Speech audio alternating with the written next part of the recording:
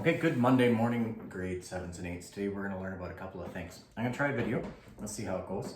It is super awkward trying to teach on video though. So today we're going to learn about fluids, and we're going to quickly review what we know about fluids. So fluids are liquids or gases that can flow. Water, air, stuff like that is fluids. And what we're going to look at today is the compressibility of fluids.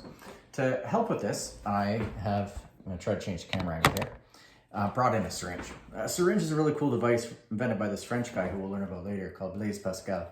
And a syringe basically is a hollow tube with a narrow opening, and you can push a plunger through the syringe and decrease the volume. And what I'm going to show you right now is I'm going to fill the syringe up with air, and I'm going to put my thumb on the end, and I'm going to show you that I can compress the syringe. The particles of air are getting squished together. Go back to particle theory and think about what gases look like. Gases are made of particles like liquids and solids, but the particles and gases are much farther apart. There's a lot of empty space between them. So you can compress gases a long way. Think about it like holding a balloon. You can compress a balloon as well.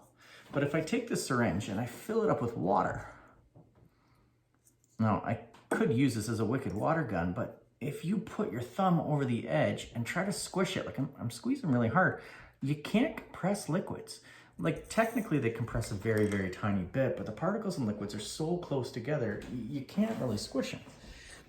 We're also going to look at things like basketballs.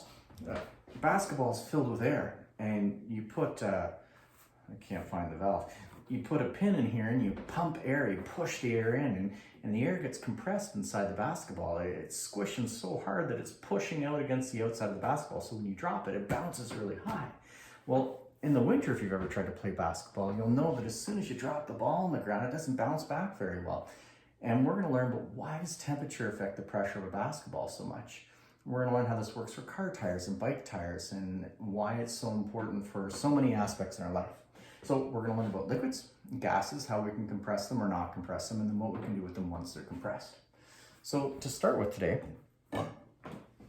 we're going to learn about a formula that was developed by this guy. This is Blaise Pascal.